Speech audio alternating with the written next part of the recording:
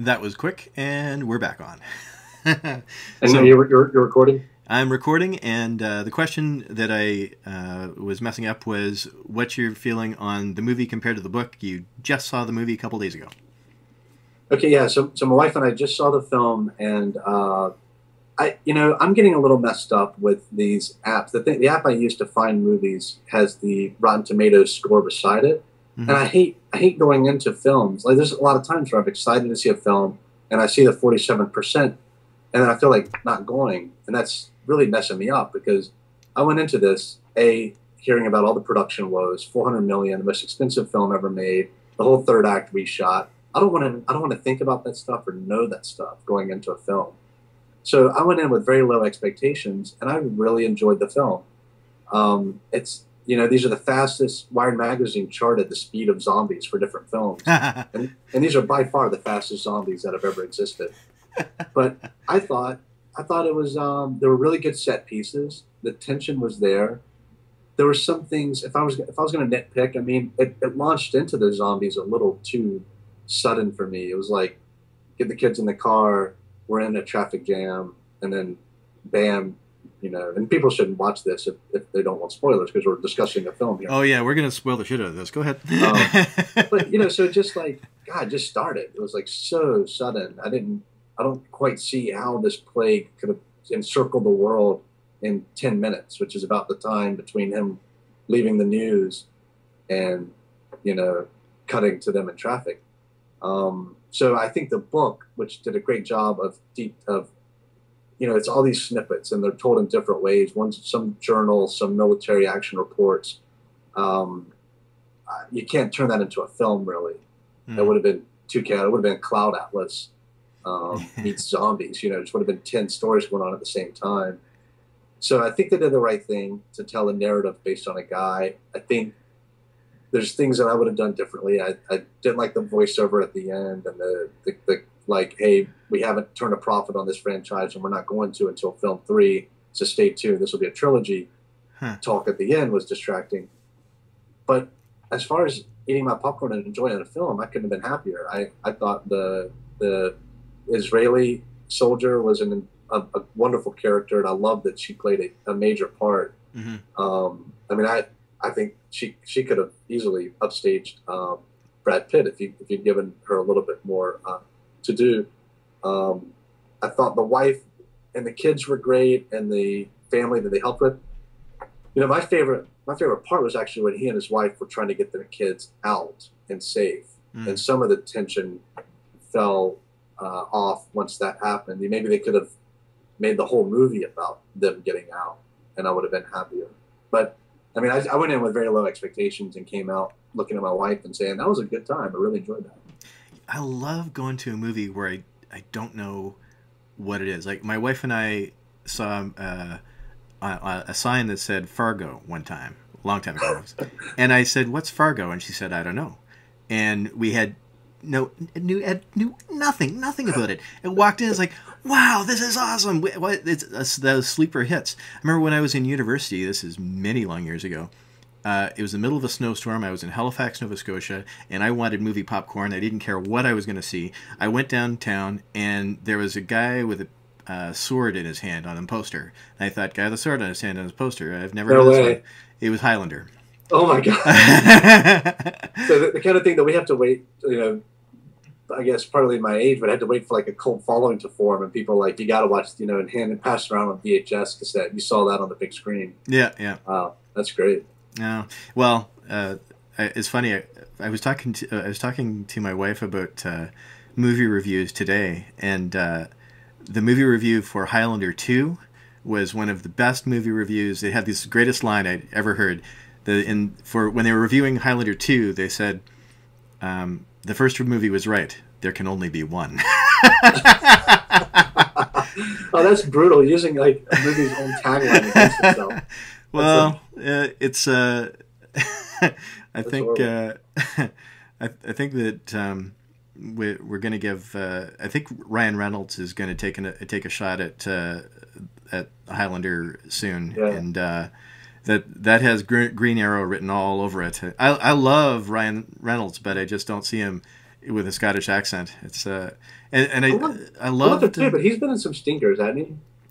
Yeah, well, maybe that's just due to volume, right? Yeah, I yeah, true. I But like just his turn as Wade, or I don't really know what character he was. It wasn't quite Deadpool. It was kind of a mix of yeah, Agent X or whatever, Weapon X or whatever they're calling him. But right. in that Wolverine film was really bad, and then Green Lantern was I didn't like Yeah. that a lot at all. Well, the thing is, with the Wolverine one, I didn't blame him for that. Uh, I, Oh I yeah, I don't blame him at all. He's a great. He can only work with what he's given. He's a great yeah. actor. I thought the Blade wasn't. Which Blade was that he was in? With Number three. Number three. I thought Yeah. that was like the best of the series. I know a lot of people would Oh, I love that, disagree with that, but and I thought that cast was awesome. and it succeeded for me because of Ryan Reynolds in that case, because he was doing the one-liners off, Yeah, he's just so likable. and ad libs. There's a if anybody has not checked out the bloopers, or not bloopers, outtakes for Blade 3, you've got to see Ryan Reynolds just riffing, because Wesley Snipes sits there as a stone, looking irritated at him for the whole movie, which I think was actually off-screen real as well. But at the time, who's the Canadian singer that he used to date? Ryan Reynolds used to date. Not Celine Dion. No, no, no, no, no, no. Jag Little Pill. That's gonna. Oh, Alanis Morissette. Alanis Morissette. Yeah, used to Yeah. date her, and he has in the outtakes he makes some joke about Alanis Morissette. He says Alanis Morissette, Canada's national treasure. But and there's that great line about, do you guys have a name? And he said, well, we were going to go with Care Bears, but it was taken. There's so much to love in that movie. And then Wesley Snipes went to jail, and that was it. So. Yeah. Is he in jail now for not paying taxes? No, he's out now. He's Finally, out? I'm pretty sure he's out. But he lost a lot of years in his prime. Yeah. You know. Well, I think he's got enough squirreled away, even after finally paying his taxes or whatever he had to do. Well, they really screwed him, because I think he was kind of misled by an accountant or something. That was the story. But in the end, he said, okay, I'll pay all the taxes. And they said, oh, yeah, you're paying all the taxes, and you're going to jail. And you're going to jail. Yeah. So pay your taxes, kids. Let's get back to you, because I wanted to ask you. Well, this all my stories all my questions are a little bit long, and this has a preamble. I love Chuck Palahniuk, and there was a time there where I remember reading something where Chuck Palahniuk was writing, and he was writing like he was running from a bear. It's like I got to get this stuff out while I'm still popular or something. But he just he always sounded so pressured. And I'm sure with all the hype around Wool, you are feeling some kind of pressure. But at one point, I remember reading a review of, I think it was Rant, one of Palahniuk's later books. And I read through the entire review, and it was all very positive. And they didn't mention Fight Club once. It was just astonishing. It was a huge article. They had lots of space, but they didn't mention that he was the author of Fight Club. And at that point, I felt like sending him a tweet saying, Chuck, I just read a review of you that was positive, and they didn't even mention Fight Club. I think you can relax now. Yeah, you've outgrown the reputation for exactly. that one word. So, with you, there's so much tension around Wool, and I don't know. Do you want first off? Do you ever want this to end? Oh yeah, man. I'm getting more attention than I deserve right now, and that's I wrote when I wrote iZombie and put it out there. I thought, well, this will at least kill part of my career, which would make life more relaxing.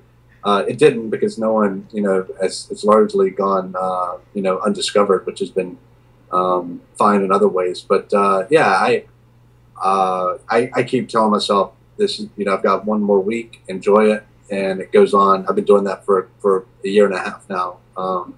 So it's more than I ever thought I would deserve, and I'll be fine when people forget about it and go on to the next thing, and I can go back to writing in obscurity and shelving books for a living. And or maybe the goal is to get to the point where they don't think, oh, Hugh Howey, he's the wool guy.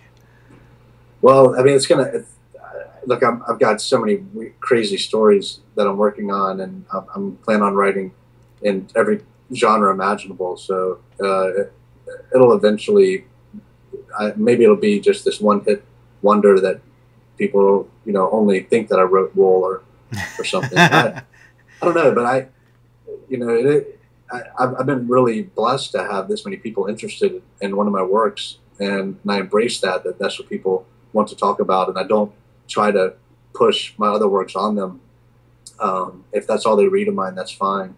But it doesn't seem like you've got so much momentum right now. It's kind of hard to see the end of it. I mean, for instance, just was it this week, Jet City, they're going to publish Wool as a graphic novel. I mean, can lunchboxes be far behind? Do people still use lunchbox? Haven't we moved on to like recyclable bags or something? Maybe. I don't know. Actually, lunchboxes were probably very environmentally friendly. The little metal pails that lasted for years and years and years. That's a good point, and they're recyclable. Yeah. Yeah. So, God, man, I wish I had all the lunchboxes I had when I was a kid with the thermoses built in and everything.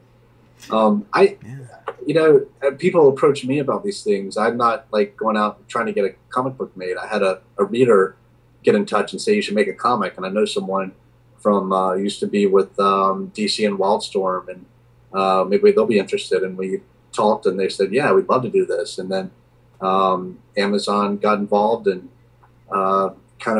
there's one reader who made all that happen. It wasn't something I was going to try to do otherwise. And so, I mean, it seems like a lot is going on, and a lot of it's just because I just say yes to everything. The fan fiction was all created from people who are writing in my world and are curious about doing it, interested in doing it, and they approached me. I said, please, sure, go ahead. Oh, well, we have to talk about that, because that is a little bit controversial, because there are a lot of people with, when I say people, I mean authors, who say, fan fiction, what do you mean you want to take my characters and make them have sex with each other and do things? And you're kind of a contrarian about this. You think, hey, the more the merrier, come on in, and you're saying charge for it. Yeah, it's funny. I don't think there's any way I can hold a different stance. I don't know what it is about the maybe the generation that I feel I'm a part of, the open source, crowdsourcing kind of movements, where you browse the internet using Firefox, which is kind of this crowdsourced programming initiative, and I use Wikipedia as that's my Encyclopedia Britannica. And when I was in college, not too long ago, I argued with my professor, saying like, look, this is actually a more accurate resource than an encyclopedia that was written 20 years ago and hasn't been updated since, and has no one looking after the veracity. You have one person who wrote the article instead of 20 experts weighing in. So I also enjoy the idea of oral tradition, and the idea of stories being able to morph and change over time and being added to and subtracted from. I love that my ebooks, I can update them. If I wanted to add a scene, I could do it and not tell anyone. And that's horror to some people that a book would be changed. But, I love Broadway and live performances. I'll never see the performance that someone else saw. And it'll never be captured on film. It'll never be, we can't go back and see Broadway shows from the 30s and even from, last year that I've closed down. You'll never see that play or that performance again. And that makes it so much more immediate and awesome when you're partaking in it. So those are just some of my loves and my mindsets. And I think that invites collaboration, and it invites not having a sense of this is canon, this is unchangeable. I just can't imagine being that rigid with my work. And I'm totally cool with other people having a different philosophy. I don't think there's a right way. There's just the way that makes you comfortable with your own material. Well, I saw an interview with you and you were on a panel with Guy Kawasaki, and I got this strong feeling that he just did not get you. And I should say, Guy and I, we've hung out several times in person, and he, and I have like all these online people that I know, but Guy is one of those guys that I've had meals with. We've had several meals together where we spend hours talking, and we've hung out at conferences. And I love Guy Kawasaki. Maybe he has like a non-antipathy towards me. I don't know how he would, like, if he likes me a little bit. I don't know but I consider him a friend. But I do think that I'm baffling to him because I do everything wrong when it comes to marketing, when it comes to protecting my work. I do everything opposite of how he would do it. And we've both had more success than either one of us likely deserves.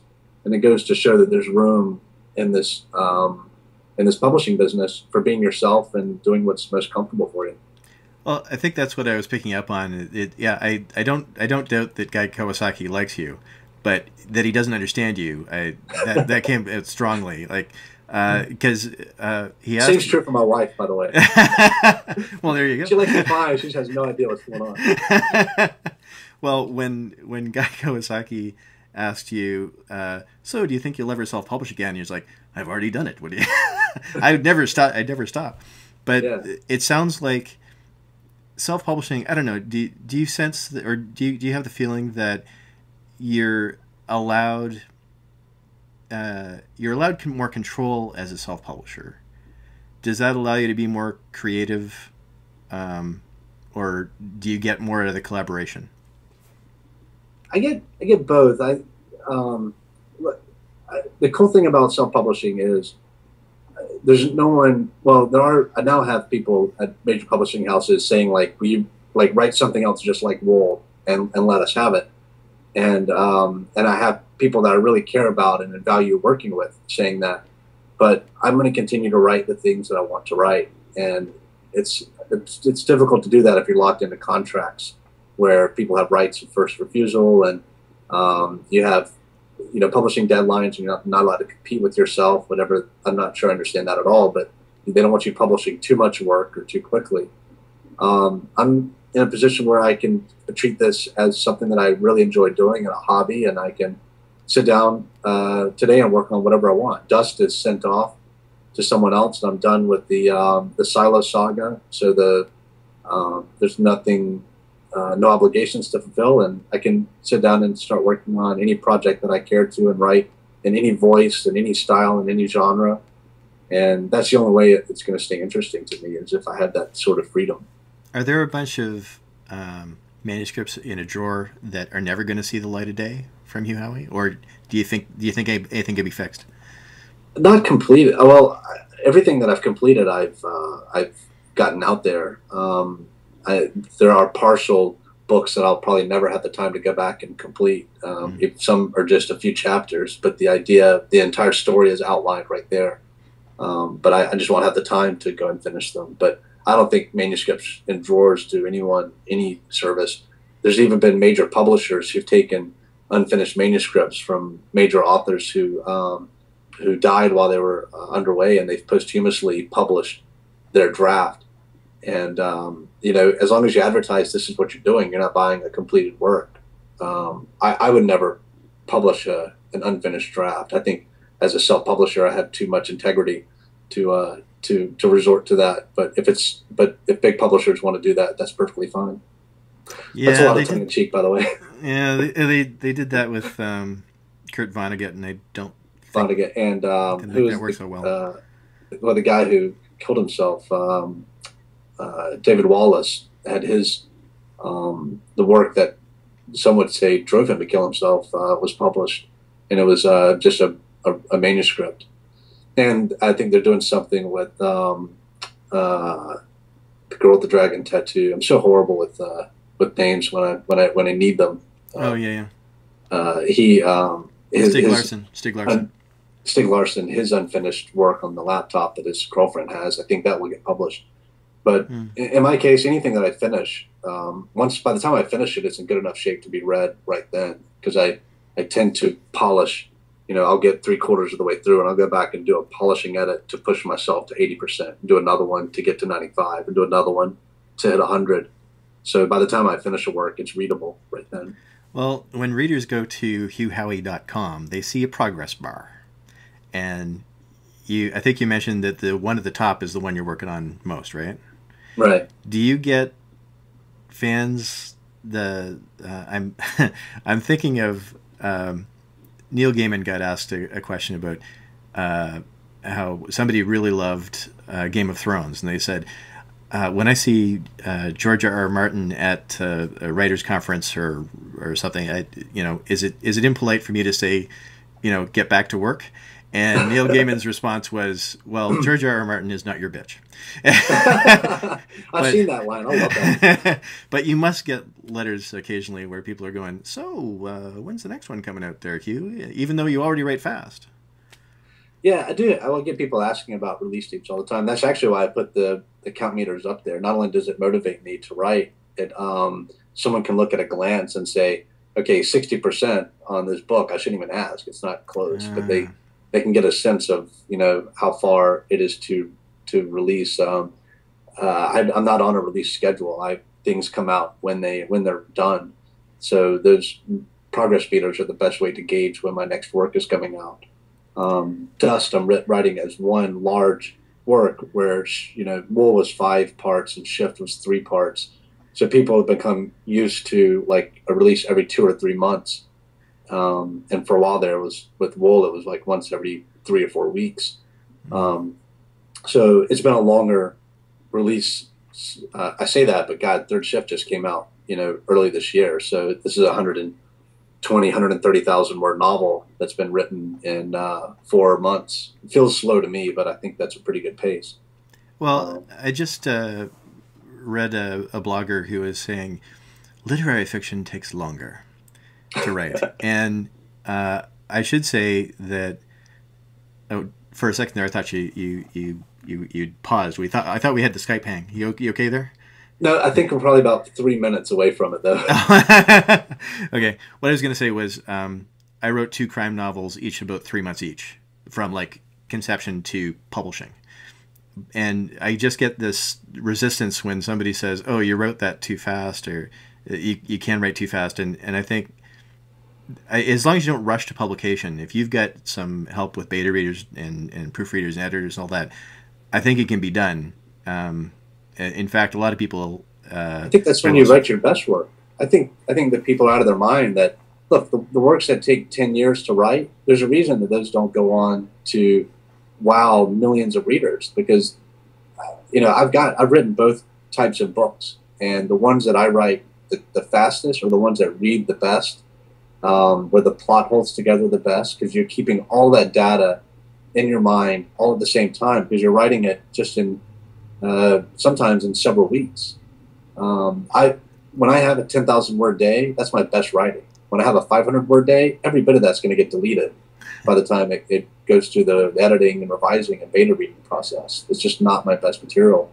So I think it's professional jealousy. I think when people frown on you for writing a book in 3 months, I think they're jealous. Me, I'm just happy for you that you didn't have to wait any longer than 3 months to feel that sense of completion and that rush of getting another work done that will exist for all of time and will please who knows how many readers for the next 100,000 years. And I really don't know how some people stretch it out, because for those crime novels, what's going on is pretty complex from chapter to chapter. I need to have some sense of the totality of it, and in order to do that, I have to put out a lot of volume in a short time so I can keep all the balls juggling. Right. I think it's funny. I had Larry Kirschbaum, who runs